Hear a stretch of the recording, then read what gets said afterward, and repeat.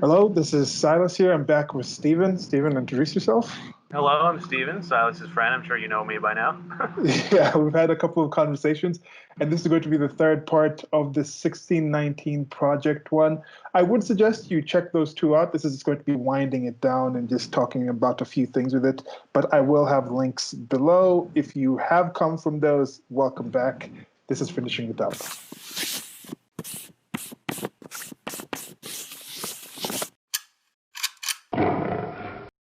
So we had mentioned that there was going to be we wanted to engage people who commented, and there's one person in particular that did comment. And I asked Stephen, I passed on the messages to Stephen, and this is a video pretty much just addressing that as well as closing up, is repeating myself over and over again. I'm going to read you what the person wrote, and Stephen might give some commentary into it, because this is a new series that we want to keep going with and actually engage in more conversation. I'm going to be leading into another part that we'll be recording right after this. Stephen, kind of this, I guess you can kind of tell why we have a benefit or why we enjoy having these conversations and some of the frustrations we have with engaging in certain conversations. I think you've also experienced this in your personal life of being like, okay, should I really get into this right now? Well, because for what it is for me, I keep saying this a lot over and over, is that I don't want to end up in my own echo chamber. I do want to talk to people who disagree with me, because then that's how you strengthen your own belief system, by having pushback and having people challenge your beliefs. And as of course we're going to continue in this conversation, one of the issues in academia is that in a lot of places it's become an echo chamber. It's just, this is what you're supposed to think, that's it. And to be fair, some of this too is also self-made. They always talk about on social media people only following people who agree with them. They're friends with people who agree with them. So everyone kind of lives in their own bubbles where they read sources they agree with, they talk to people who agree with them and all that. And in the long run, that's hurting discourse, because then when people stay too long in these bubbles, they don't know what the other, I don't even want to say other side, what other factions more broadly actually believe. Yeah. It's everything they think is just a caricature. It's not, okay, here's what these people are actually saying. It's, no, here's what I think these people are saying based on smears that I've read about them.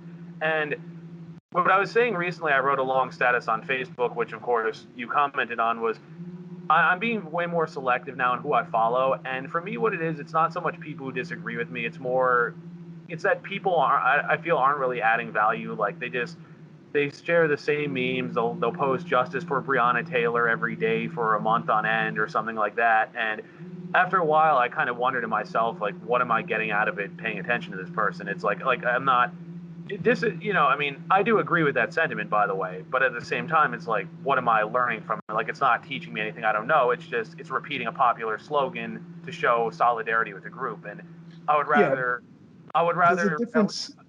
right? If I just break in there for a bit, there's a difference with seeing somebody who says justice for Breonna Taylor, and then you look into the actual details of it, and you see that something's dicey there with that no-knock raids and all Yeah. those things. But then you look at that same person when Senator Rand Paul gets harassed by those people. They're like, oh, he's just crying. They're not going to kill him. What are you talking about? When Senator Rand Paul, with these people saying, say her name, he actually proposed a bill with Breonna Taylor's name in it to address that whole situation. Yeah. And then you have those people who are just yelling at him. And then these other people who go out and they post the Breonna Taylor, say her name thing. But what do they say about one of the few politicians that has been out there trying to actually address that specific issue? It's Exactly. frustrating. And also he was working with Ayanna Pressley, who he probably disagrees with on many things, but it's, look, we both agree on this issue, let's enact to make a change. I mean, that should be welcomed. It shouldn't be seen as him betraying. It's in line with his principles, it's in line with her principles, and they're working to make a change. Yeah.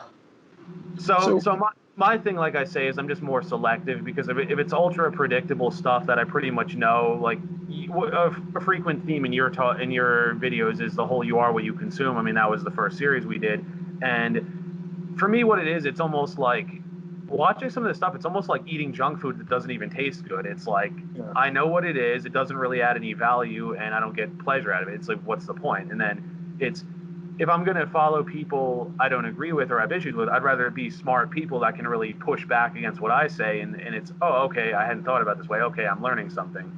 And That's actually what I like about the academics that we'll get into later, Peter Boghossian, James Lindsay, and Helen Pluckrose, is that they're sort of, to me, they're sort of what the left should be and what used to be good about them. Like, as far as we may disagree on as far as role of government and lives and all that, but they're very good about, let's look for evidence on this. Let's make sure the methodology is sound. Let's correct our beliefs when we're in error. All that. It's not just, okay, here's the dogma. You have to agree with it without question.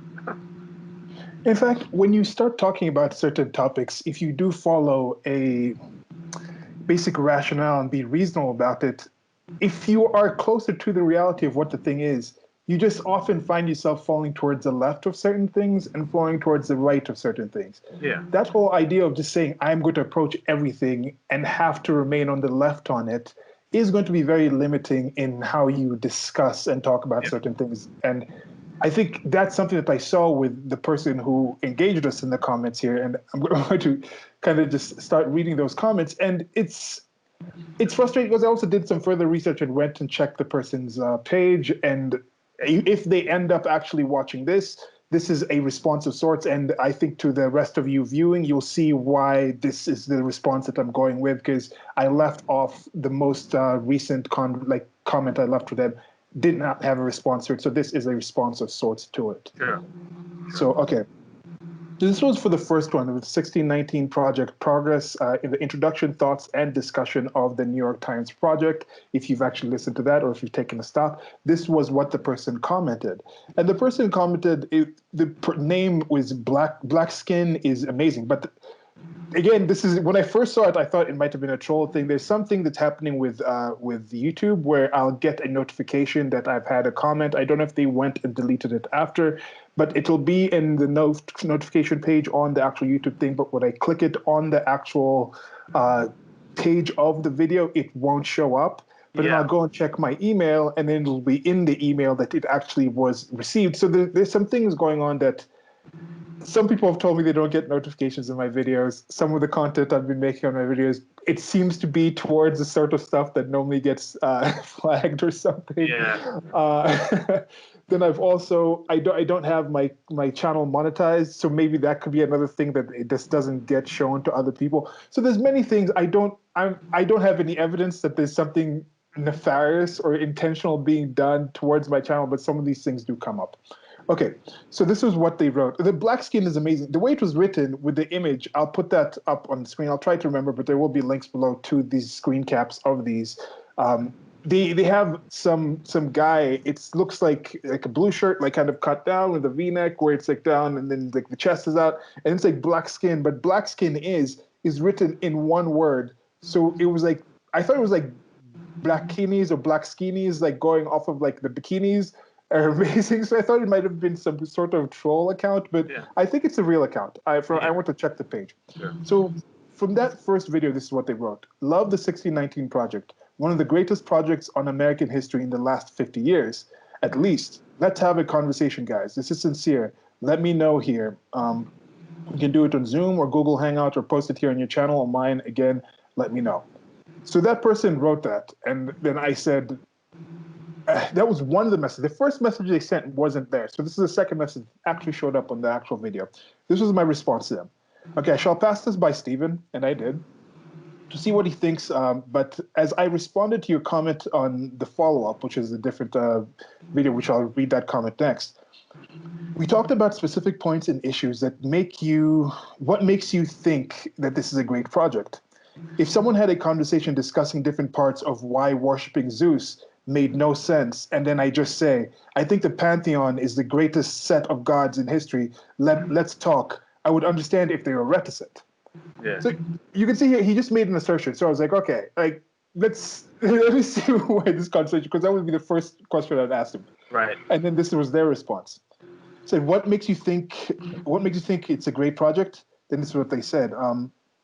Because the project has brought the greatness of Black Americans, i.e. Blacks who have roots in American chattel slavery and Jim Crow, to the forefront like never before. I am so proud to be Black American, to be the truest of Americans. To have the most powerful and richest nation in human history be founded by your people and to be undergirded by us Blacks. Wow, wow, wow, in caps. Yeah, as Dinesh D'Souza said, we Black Americans are the quintessential Americans. Love it. And he says, so let's have a conversation. And yes, white America, the most racist people to ever exist in human history for sure. And the 1619 Project is an amazing project. Again, let's have that conversation, guys. Let me know the place where it'll be. It'll be fun. Zoom or Google Hangout. Let's talk about Phil Magnus too. So your comments on Well, and that's where at first when I saw the comments, I thought, okay, if it's somebody who really knows what they're talking about and or has a big following, I would say sure. But it just seems like this guy is trolling, and if you look at a lot of his other videos, it's him mocking people like Zuby, like Candace Owens, some of these other people, and it's short videos of him just sort of snarkily making fun of them. And it's just like, what does this add to the conversation? Again, if you want to have a discussion in depth about details, about errors we might have made, things we might have left out, and you have a big following, it's going to be seen by a lot of people, sure. But if it's just going to be you trolling and then, you could take what we say, edit it out of context and mock it, it's just, why am I going to subject myself to that? No. And they could be a target audience for some of the content that he's made, and I'll get into that below. He has some things talking about some topics that I might have actually talked about as well. He's talking about there's like a difference between different Asians, like there's white Asians, like he's talking about the Chinese and Japanese are the white Asians, and it's like Asians of color. And things like this, talking about how Jennifer Lopez is not really a person of color, like she's a white Latino. So those are things. And when he pointed out here, talking about the American chattel slavery and Jim Crow, you're talking about ADOS. That's American Descendants of Slaves. And to me, I also agree with him. I do think when black is spoken of, and also when white is spoken of, white, not all Europeans. In fact, Europeans are not white per se. There's a thing we can go and you can say, okay, now with the skin color and that aspect, and you talk about the white Latinos and like white Hispanics like George Zimmerman, or as you said, white Asians. There is that aspect of it where it has grown from what white originally was, but I think white is United States of America, a certain tribe of people that are not as connected. It's mixed nationality culture. And with blacks, I think that term is very specific to American descendants of slaves. Yeah. For example, when you talk about someone like Barack Obama, he does not have any ancestry from the American slave trade. He's African American. You talk about someone like Senator Kamala Harris running for vice president. She isn't black per se. She is Caribbean American. So she has that Caribbean descendants of slaves, maybe, but she is Caribbean American. She has some African American by extent from the slaves that were brought from Africa to the Caribbean that are then African Caribbeans. And then you go from like the Caribbean to she's African Caribbean American. So you can kind of go with that. There's a difference between the nationality and I think the ethnicity / culture. Yeah. Because someone like Elon Musk is African American, but he can never be black. You see what I'm kind of saying there? Yeah. But Elon Musk's parentage is actually more African than Barack Obama's parentage. Yeah. So there is something in there that there is a race aspect, biological aspect, and there is another aspect. So with that one, I kind of get what you were saying with that. Yeah. Let me move on to the next comment that he said. This was now on the follow-up video with the Phil Magnus thing. So this is what they wrote, and well, okay. So this is what they wrote on this one. The original one that wasn't there. Okay, so the bottom line of the 1619 Project. This is a comment that I see here. It was the bottom line of the 1619 Project is this: America built off of black slaves. This is all in caps. All of it for centuries, and it's true. Thus, America is an African American nation at heart. Let's talk about this on live on Zoom. Now, I don't know if this was something that they posted after I posted my final message. It might have been something that they posted that didn't actually show up on the actual thing. But this is the main conversation that they had that is on the actual page of the follow-up video if you want to see it. Let us have that conversation because I totally disagree with both you guys on this matter. Let's do it Zoom. Let me know. It's a sincere offer. You can post it on your channel. And no, I think there was some other replies there. Okay, so this is what I replied to that comment. This is a bit confusing here, but bear with us, thanks. Could you mention 2 to 3 actual points of contention? If it's a total disagreement, that should be relatively easy to do. If it is simply a discussion of preference, I am unlikely to be up for that. And that's what I'm saying. If somebody comes out and says, I'm in total disagreement with you, or when people say, oh, there's tons, it's so clear. If it's so clear, you should be able to provide an example. Yeah. If there's tons of examples, you should be able to pick out one of those tons of examples and show me, because maybe there aren't tons of examples. And clearly, it's not that clear if there is a disagreement. Let's not assume that what I see is clear to what you can see as well. Well, because I remember I've had that sort of conversation, like when Brexit happened. I remember this guy saying to me, like, oh, this is a terrible idea. All the economists say so. And I was like, which ones say that and why? And then he's just like, oh, you're just trolling. And he wouldn't answer me. And it's like, what does this add to the discussion? And I'm a bit. I used to be a lot more taken aback to why people would do that, and until I started thinking about it, it's more of a religious thing to them, and this is why I'm really looking forward to the next conversation we're getting into with the critical theory and things like that, because these are some academics going to in depth into things that I think a lot of people have been witnessing and questioning and wondering where are these people coming from on these things. And then I think with the work that James Lindsay in specific in the book that you're going to review in the second part of the conversation is going into giving people a nice academic in the traditional sense of academics, of analyzing what it is, breaking things down, providing actual examples that we actually saw with what he did with the 1619 project. You can hear the 1619 project and think, that doesn't seem quite right. But then James Lindsay, and then, sorry, it wasn't James Lindsay, but Phil Magnus comes in and he gives it, he breaks it down and says, this is the issue. These are why we think there's some issues with it. Let's discuss. And then other people can analyze and go back with that. And that's what makes the world better, I think. Yeah. Okay, so this was their response to me asking for 2 to 3 actual points of contention. And with this one, I thank you, Black Skin is Amazing, for at least coming out and doing this, because this is something that I think is beneficial, that he actually went to this step. Number 1, white America, most racist group in human history, literally. Okay? Number it's debatable, 2. But okay. Yeah.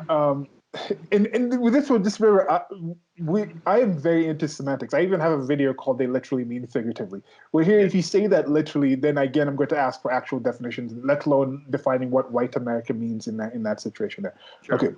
Number 2, America built on, in parentheses, undergirded on the backs of blacks for centuries. ... Number 3, we Black Americans, in parentheses, who have lineage in chattel slavery and Jim Crow, are the true Americans, the quintessential American, ... Number 4, white America owes us blacks at least $100 trillion in cash reparations. I'll address that in a sec. Yeah. So ... Number 5, white America owes us blacks a national apology from the president himself. ... Number 6, America is a black nation at heart. Number 7, only whites can be racist, as in it is impossible for blacks to be racist. Then number 8, all black problems in America are ultimately caused by white America, etc., etc., etc. So let's have that conversation. Again, let me know time and venue, Zoom and Google Hangout, and it's done. It should be fun. So should I read my response or to that, or do you want to break that down first? You could read your response first, then I'll sort of interject some commentary on. So this was my response to them, and I think some of you out there listening, and again, Black Skin Amazing, I'm not trying to put any words in your mouth. This is literally the stuff. I'm trying to read just directly the stuff that you said. If you feel free, if he reads this, you can hit him up in the comment section. If you feel we've mischaracterized anything that you've said, I'm open to that. I don't want just, yeah, okay. So this is why I'm recording this in this method, because this was my response to that. Black Skin is Amazing. Thank you for the responses. I shall run them by Stephen and see. I'm leaning towards a no because I can't really tell if you are trolling. I checked some of your content on your channel, and you may believe it, but unsure if we or anyone else would gain much from a potential conversation. We may spend hours agreeing on certain terms. For instance, I do not consider myself black, but I am African and a Negro. Black is a term that is in part requires some ADOS, which is American Descendant of Slaves, as I mentioned, ancestry, which I do not have. And I don't consider Europeans to be white, but rather Caucasian and their other definers, as well as their national/cultural identities. Then this is what I said. If blacks can't be racist and America is quintessentially a black country, does it mean America isn't racist and white Americans paying blacks any money would just be white Americans paying blacks with the money from a black country for the things that a black country did to black people? Then I finished off with saying, anyway, thanks again. I understand if you feel no reason to answer any more questions, but shall get back to you with a decision.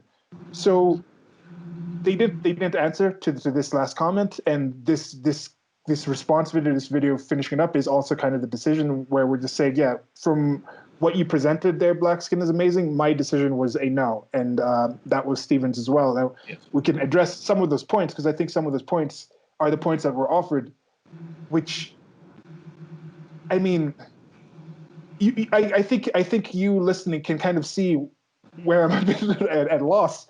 Some of these things being said, like an apology from the president, was this apology owed from president number 1 to 43, and then it skipped president 44, and then now 45 should apologize? Because if Barack Obama is a black president of a white black country, should he have apologized to the black people for what his black country did to the black people, including himself?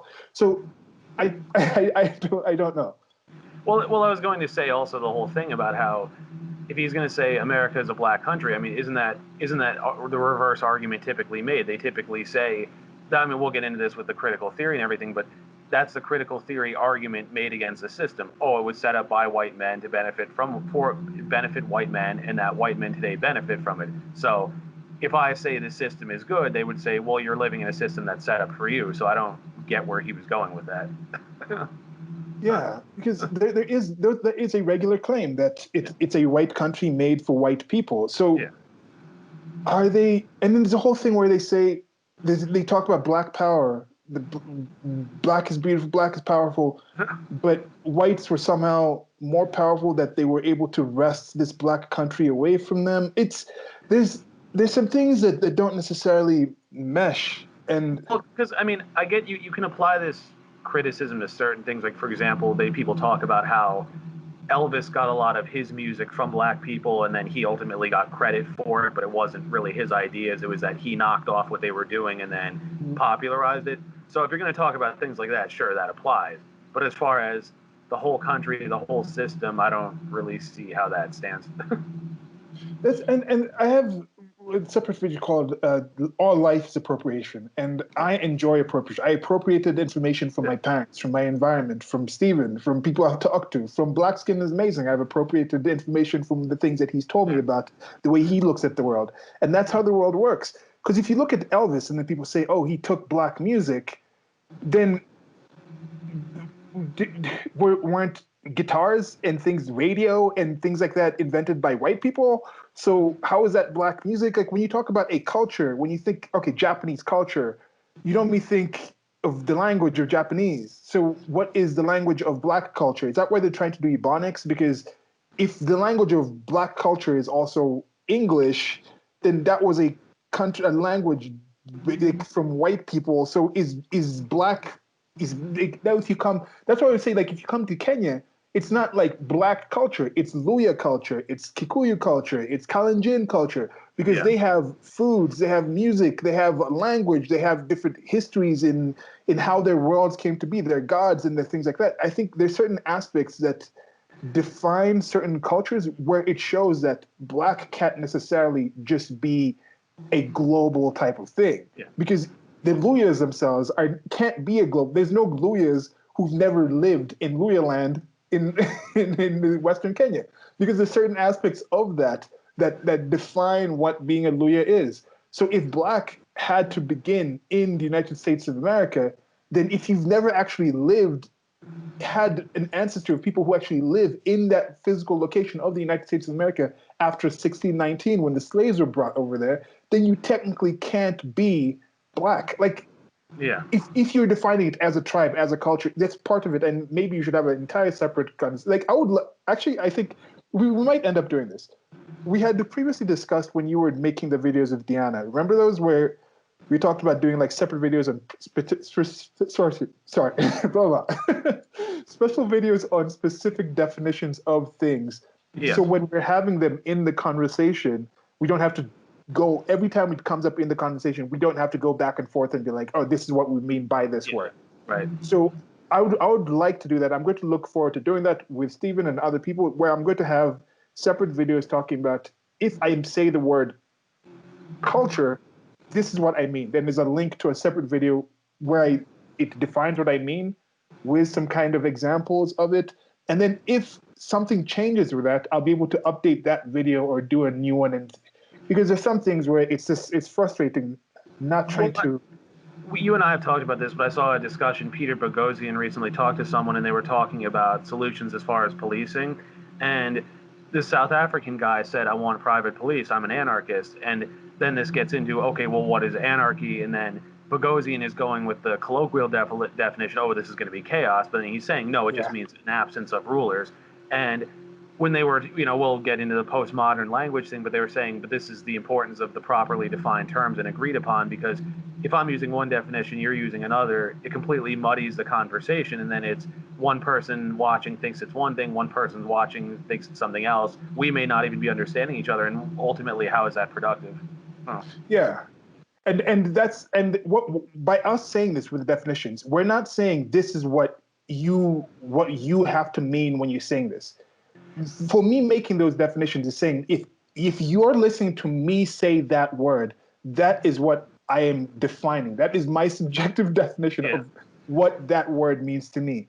Because a simple thing with the whole "you are what you consume" thing, if I say, let's go out for dinner, or let's have a great dinner, make me a great dinner, what you have in mind is probably going to be different from what I have in mind. It's both those things are dinner. We understand that's a meal that we're eating. There's some basics about it that we kind of get. Right. But the actual content of that dinner is going to differ between pretty much anybody that hears that term. That's why I'm saying it's important for us to have those definitions of terms. Right. And those terms we define, it's like, this is my definition of a good dinner. It doesn't mean that is a good dinner, the only thing that is a good dinner. But if I speak of a good dinner, this could be what I'm speaking of. That's kind of what those definitions are important for. And I think I was thinking too, when I used to live with a Taiwanese guy, he called our Chinese restaurants, he said, "You guys like our fast food." And it's funny because you don't typically see a lot of Americans referring to Chinese as fast food. But if you think about it versus their traditional cooking, that's what it is. Like the ribs, okay, you pull them out of a freezer, you throw them into a fryer, pull them out, that's that. We'll be ready in 10 minutes or whatever. But the traditional Chinese cooking, if you go to a higher end restaurant, you have more developed meals, things take a lot longer and all that, but you don't see a typical American saying Chinese fast food. So I thought that was kind of interesting. And could that just be the category of foods from different countries and different places? The pop food, for lack of a better term. Not even this is the junk food, but because some junk food isn't necessarily junk. There's some junk food that's rather healthy. It's just the quickness of it, the speed. Fast food, as you said, that's the more appropriate term. Is fast food the type of food that is mostly marketed from every other culture? It's probably the easiest because it's probably, in some cases, it's simpler to make and catch on. I don't know. There could be something towards cheaper, it. And then, it's cheap, it's quick, it's okay. You can call in, have an order in 10 minutes. Versus there are high-end Chinese restaurants. I've been to some nicer ones, but I think what it is that the average person on a typical day isn't going to eat like that. So you go to those restaurants for a nicer occasion, but then, like last night, we had some Chinese from a local place, but it's, I want something in a few minutes. It's quick. That's what it is. And then you also get in the changes where now we decide we're now where does something change? Like with General Tso's chicken, that was actually something invented in the United States of America. Then things get like Americanized. You look at the difference between your pizza in Italy versus the pizza in America. Like when does it stop being pizza and when it just becomes like a pie, like a savory pie? So there's kind of things, interesting things with that. And also with this information, some of these issues that we might be having with some of the things Black Skin Amazing is saying here, or some of the things he thinks we might be saying, maybe where this speaking top info or fast info on what we're talking about instead of actually getting into in depth. And for some people, that's what they're looking for. They're just looking for those sound bites, those things to just post up. And there is some benefit in that, can lead you to a certain place and has led me to another place. But I think that's also, with that in mind, we've thought of the way we made these videos. The last two videos were, I think it was both 2 hours. It was almost 2 hours for both parts each. I think so, yeah. Going into this next series, because we don't want to just give pop information, fast information, we're going to break off this next discussion when you're talking about critical theory and things like that into different sections and segments so we can try and get a deep dive into them. We might think of a way to do some summary of introduction towards the start of the videos where we'll say, okay, this is going to be a 1.5 hour conversation about this, but let's try to summarize it. If you're interested in this, this is what it's going to be in. I'll try to get some more organized way in order for us to get this information out to you, because we do want people like Black Skin and Amazing to have these reactions where they feel we're going to share your examples with it. And hopefully we can take it further from there to actually set up a kind of, I don't want a recipe, maybe a general recipe. Like if you've been making cookies and cakes, after a while you kind of know it's like two things of flour, like 1 cup of flour to a certain amount of baking powder to a certain amount of like some moisture kind of adding thing. Could be eggs, could be bananas, could be whatever. Then to a certain amount of sugar. Once you have those basic ratios in it, you can now add different flavors and spices and tweak it a bit if you want softer cookies, if you want crunchier ones, if you're going to add solid materials. In general, we want that basic kind of thing to say, this is the basic requirements, I think, that make up a good conversation. Now, when you add all those different flavors and things like that, that's going to alter it. And from what Black Skin Was Amazing is offering here, I don't think it would have made for a good cake, a good pie at the end of the day. I don't think it would have made for good content that would be worthwhile for consumption for you guys or for us to participate in making it. I don't know. What do you think? I really wanted to address a 100 trillion claim because I've heard that advocated before, and it blew my mind because, as far as I know, I think the net worth of the American economy is 21.4 trillion. That's the whole economy as it stands right now. I know the national debt recently surpassed it. I'm trying to think what the national. You know what the national debt is now? It's like 22 trillion or something. Have they included all the money from the surplus? And I know they said they were doing some new form of there's a new form of it's I don't know what the actual technical term is, where it's not necessarily creating new money. It's like unattached money. There's a technical term of what they've done for the supposed surplus money. It's not you're just printing on quantitative easing. No, it's not quantitative easing. It's something else. Immunized. I think it's like immunized money or something. They're inventing new things. But have they added that money to the national debt?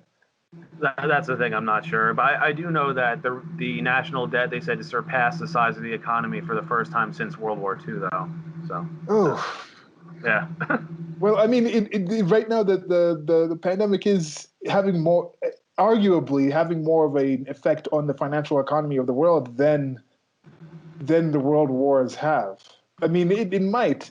We're just at the start of it, and the world wars, of course, were over a much longer amount of time, and they also had the most valuable part of any economy is the human resource, and a massive amount of that was just ground and destroyed. Thankfully, it's nowhere close to any of the projections, whether you believe them or not, of 2 million in the United States of America dead and millions all over the world. We're not going to see death numbers, even if you add now all the suicides and all the people who are depressed or people who go back to alcohol and then they get in car accidents. Even if you can figure in all those numbers, it's not going to come anywhere close to the percentage of people that died during the World War. So that's a fantastic thing. Human life, to me, is the most valuable resource, most valuable. Team human above it all. So, on that end, but when it comes to the actual socioeconomic effect, I think it's already more than anything that happened during the World Wars. Yes. And that's that's how 6 months into this, 6, 7 Yeah, months into 6 months about, yeah. and it's not going to end just now. Some people are saying November 4th might be the might be the expiry date for some of the Yeah. things, but the effects are going to be felt. This is going to be a major change. So yeah, no. So it makes sense that you'd have that big of a change in the economics. Ah, man, that's a mess. So yeah. So okay. So if it's right now, national debt is, let's say, 25 trillion. Where is this 100 trillion going to come from? Well, that's what I was going to say, because I mean the economy itself is worth, I think, 21.4 trillion. So, and that's the economy as it stands. So Yeah. that's a few times the current size of the economy. But it's like, how do you arrive at that? Because even if you're going to make the argument that they played a role in building the country, sure, but it's like it I was trying to think of an analogy to describe this, and it's almost like they think the economy is like a garden. Like, oh, we planted seeds a while back, now all the fruit is here and we deserve all of it. Whereas Yeah. in reality, it's you read Man, Economy and State. I mean, it's capital formation, capital maintenance, capital accumulation, capital depreciation. What is the role does money play? An economy is an ongoing process. It's not like, oh, you do something way back and then just down the road, oh, we're all rich. It's people have to keep working at it. So how you feel entitled to 4 or 5 times what the current economy is worth, how or why a very small percentage of the population deserves wealth worth 4 or 5 times the current size of the whole economy, I don't really follow that at all. Yeah.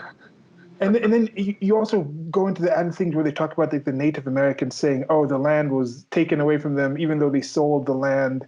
Oh, it was done in they weren't completely sure what they were doing, so that land is still theirs.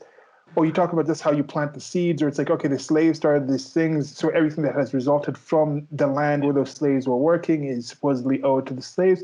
Now, can West Africans say, because the slaves we sold you, white people, actually end up building the United States of America, United States of America actually is actually property of Ghana and the West African countries because those Bantu people actually sold those slaves. Those were the seeds. If Yeah. Black Americans were the seeds of the United States of America, then would West Africans have a right to say they grew the United States of America because they sold them those seeds? If Yeah. some of these the reasonings just they crumble on each other. There's no Yeah. actual foundation for some of these things. And that's the thing. Like, I get if you were to ask for a smaller part of it, but it was almost like when somebody told me that all of New York City was built by sharecroppers, and I was just kind of like, well, wait a minute, you're talking about 10 to 15% of the population overall. Then you have to factor in how many are able-bodied men versus how many are children, how many are elderly, how many are disabled, how many are housewives.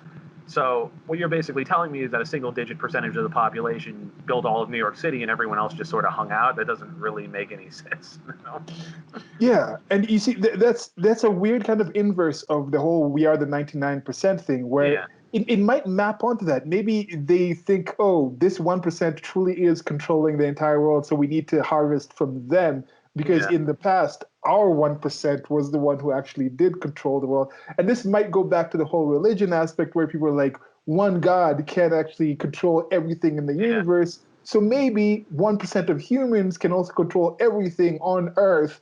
And it's like, no, maybe we are actually, and this is the weird thing about it. For collectivists, they seem to really ignore the actual collective effort that it takes to do all of these things. They put it on these one group. They put all the bad in this one group or all the good in this other group. Where it's like, no, it's actually we actually are a connection of individuals doing different things that rely on each other, and we can't do things in vacuums. And it's tough. But I think this next section of critical theory will give us a good basis for Yes. possibly discussing this, understanding this topic, and discussing further topics after that. Sure. So with this one, like I said, I was going to mention some things from the page. Yeah. So as I mentioned, Black Skin Amazing is a page. You might other people who are listening, if Black Skin Amazing does listen, you can check out the person's page and see if the content, if you think you'd like to see a conversation with us, we're not taking it. Like, I don't think I would do this for free. All right, I'm just kind of thinking like my time is this. There's better things I could be doing with my Yeah. time than this. But I'm looking into getting this conversation serious, and you can see if you can agree with what I said on this. But check out his channel. I'm just going to read you some notes of the actual thing. The most recent video the person posted was Chadwick and Kobe both die in 2020, months apart. It's like you have to watch this video. And that's Chadwick Boseman, who played Black Panther, and Kobe Bryant, of course, the NBA great for the Lakers. Now, I don't. That goes into some conspiracy theory type stuff. I don't know. Chinese, Japanese, and Koreans are white, not POC, as I mentioned. Something here about Zuby. Then Kobe Bryant, just jumping around. Kobe Bryant bullied his black parents, but lavished his, I guess, his wife and his wife's white parents or something. I don't know. Photo proves Kobe Bryant is a simp. President Trump declares blacks built America. So this is the kind of content that's on the channel, and I watched a few of the videos, and I just thought that no, I don't think so. If somebody can make a case for why they think it might be worthwhile, I'm open to hearing that in the comments. But otherwise, I think that's it's pretty much all I have to say on that one comment, and that's kind of how winding down this whole 1619 project conversation. Anything else? Well, I was just going to say, for those who've been on Twitter, they may have noticed that the recent executive order to take critical race theory out of the government, and now there's also a lot of pushback against the 1619 Project in schools. And there's a whole thing. I know Nicole Hannah-Jones is saying things, and then of course Phil Magnus and James Lindsay are both responding to her.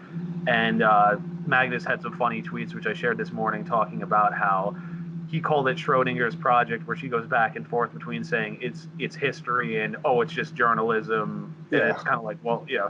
And I've sort of drawn the analogy. I mean, people who know me have heard me say this many times. I actually get mad because a lot of the comedians do the same routine. I've heard it called the clown nose on, clown nose off routine, where on the one hand they're espousing serious things, but then if they're challenged or you push back, it's it's comedy, it's not real news.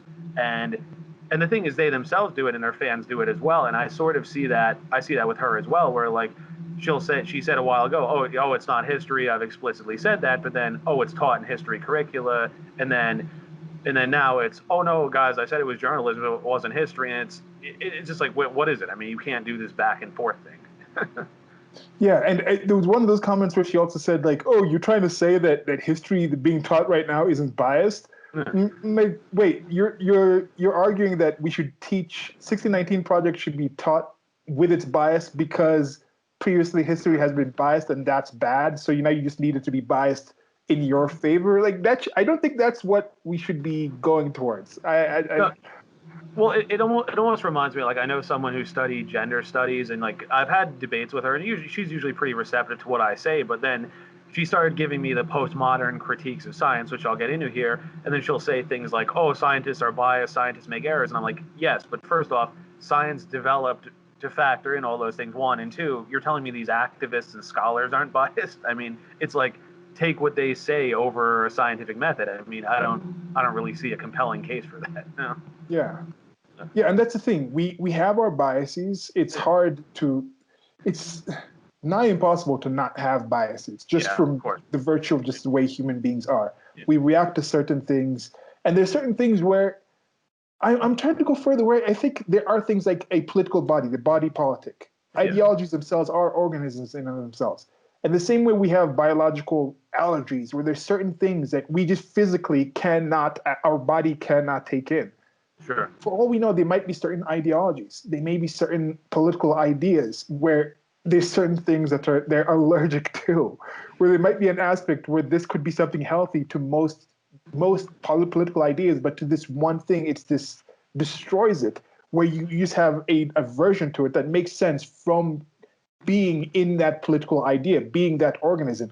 So there's different things, there's the biases, and there's all these other things that hopefully in these conversations,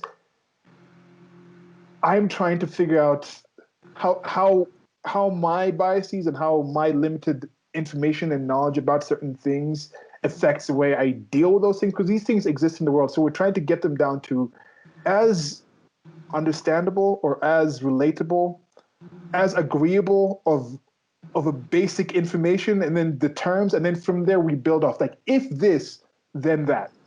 The 2 plus 2 is 4, not 2 plus 2 is 1984. We're trying to go with that. Like, this is what we mean by 2. If these 2 things are added to these other 2 things that we agree on are 2 things, what is the 4? And I think when you do come to that point, if Black Skin is Amazing and I actually sat down and took those hours to define certain terms to an agreeable point, I think, as both being human beings, both having brains, both liking to be rational and wanting to be good, I think we'd be able to come to the same actual solutions, to the same actual 4 after we add our 2 things, my 2 things and his 2 things, we would come to that 4. However, as Stephen mentioned, there's already people talking about these things, this actual 1619 project topic, in a more in-depth and I think a more useful way, that if he finds actual worth in doing that, if you out there looking for more analysis of people going back and forth, as Stephen mentioned, there are other people doing it in a very good way, in a more in-depth way that I think would be more beneficial for you to go listen to them than to spend any time hearing me and Black Skin Amazing and Stephen trying to define basic terms like how are you going to pay this $100 trillion? Like that stuff's not being brought up in the sort of conversations I'm talking about, which is the kind of conversation I would have preferred to go into rather than this stuff. Well, also I would say, I mean, read the Jacobin critiques, read the critiques from those socialists. I mean, look at it from all these different angles. I mean, obviously I disagree with those people, but they are very thorough as far as, okay, how is it? Why is this wrong? And now, of course, obviously I disagree with them ideologically, but they would say this doesn't even fit within our ideology. So, as I said, I think in the past 2 discussions, if you're being attacked from all these different angles by all these people who disagree with each other, that should be kind of a wake-up call. You're doing something wrong. Yeah. Okay, so I think that's it for us here. As I mentioned, Stephen's going to stay on here, and we're just going to record the introduction to the next part. We're not quite sure what we're going to name it, but it's going to be about critical theory. But again, we're still open. We will come back with a more clear, concise expectation, that recipe I was talking about, that to what sort of conversations we would actually be willing to engage in, that we think would be best for all of us. So even for you coming into the conversation, you'd be able to understand, okay, this is what I should bring because this is what they'll probably bring. And then those are the aspects that they'll probably address. I think it'll make for a more even playing field that's for all parties involved in the conversation. Yeah. So I think that's one thing we'll put together, and hopefully sometime soon I shall post that part. But now we're just going to get into recording it. So for now, with this one, thank you very much on the 1619 project for you guys coming along with this for this journey, and I hope you continue with this next part. Stephen, anything to say? Thank you for listening. Hope you all enjoyed it. Okay, goodbye.